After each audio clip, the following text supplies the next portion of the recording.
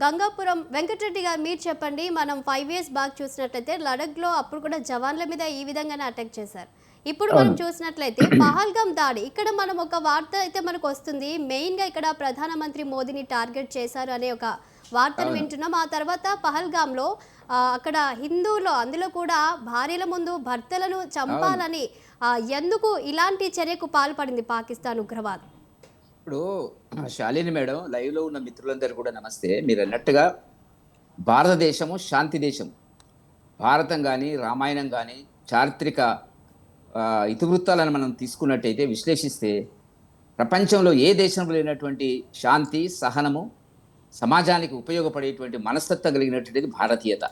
ఇది మనం ముందు గుర్తుంచుకోవాల్సినటువంటిది.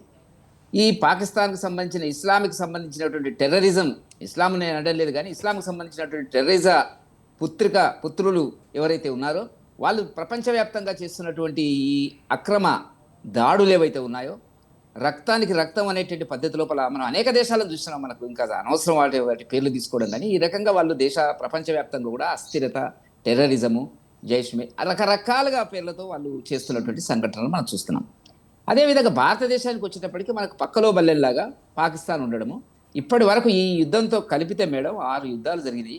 భారతదేశం స్వాతంత్రం వచ్చిన తర్వాత 1962 ఒక చైనాతో వదిలేస్తే 1965లోను, 71లోను, 99లోను, 1947, 48లో కూడా ఏది కాశ్మీర్ ఇష్యూకి వచ్చేటప్పటికి పాకిస్తాన్తో, ఇప్పుడు మరి ఒకటి. కాబట్టి 5 యుద్ధాలు పాకిస్తాన్తో మనకు చేయవలసిన పరిస్థితి రావడం జరిగిందంటే మనం ఏనాడు కూడా వాళ్ళ భూభాగంలో కానీ ఇతరత్ర కానీ లైన్ ఆఫ్ కంట్రోల్ ఉంది, పిఓకి ఉంది, పాకిస్తాన్ ఆక్యుపైడ్ ఉంది, దాని మీద చర్చలు సరే అవి ఏం జరుగుతుంది రేపు అనేటువంటిది.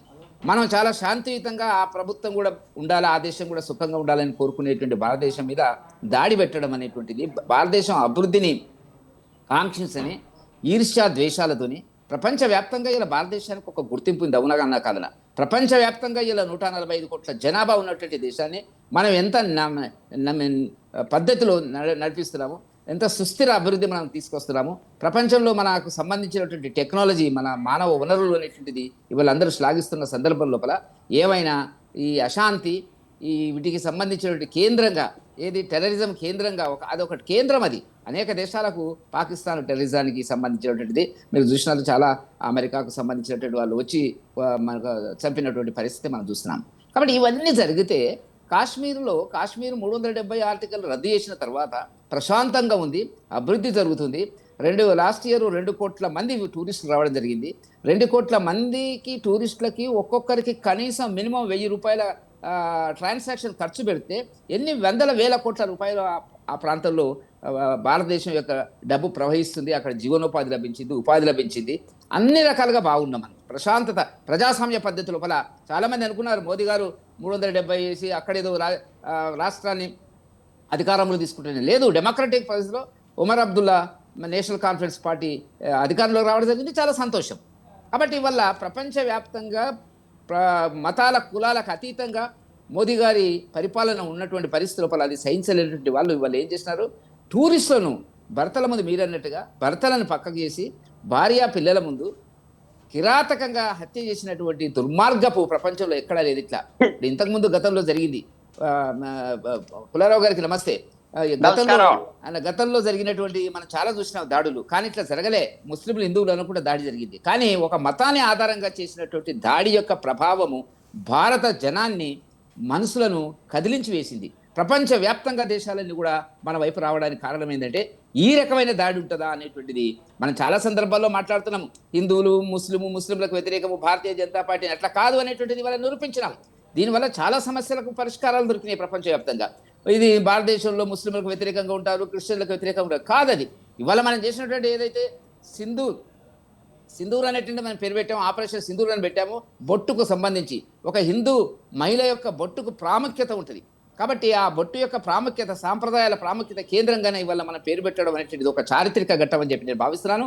రెండవది మేడం, ఆ ఆపరేషన్ మొత్తం చేసినటువంటి ఫస్ట్ డే ఆపరేషన్ చేసినటువంటి వాళ్ళు 2 మహిళలు. ఆ మహిళల్లో కూడా ఒక మహిళ మనకు సిక్కు మహిళ అయినట్టయితే ఇంకో మహిళ ముస్లిం మహిళ. ఇది మన ప్రపంచానికి చెప్పదలుచుకున్నటువంటి ఒక గొప్ప సంకేతము. కాబట్టి దేశంలో ఎక్కడ కూడా అట్లాంటి అభిప్రాయ భేదాలు లేవనేటువంటిది.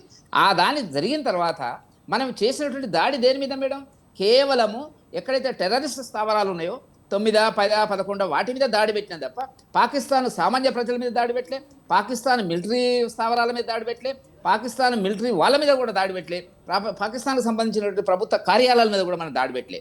అయితే అది జరిగి మనం ఊరుకున్న తర్వాత అక్కడ మా ప్రధానమంత్రి గారు ఏమన్నారు, అక్కడ ఉండే డిఫెన్స్ మినిస్టర్ గారు ఇంతటితో ఊరుకొని మీరేం చేయకపోతే మేమేం చేయమన్నారు. కానీ ఏం జరిగింది ఇక్కడ, ఎయిర్ వదిలేసి అంటే విమానానికి సంబంధించినటువంటి దాన్ని వదిలేసి కింద ఆ బార్డర్లు ఏదైతే జమ్మూ కాశ్మీర్ బార్డర్ పాకిస్తాన్ బార్డర్లో ఉండేటువంటి సామాన్యులను మీద తూటాలు ప్రయోగించి కొంతమందిని చంపడానికి 2 రోజులుగా ప్రయత్నం చేస్తున్నారు.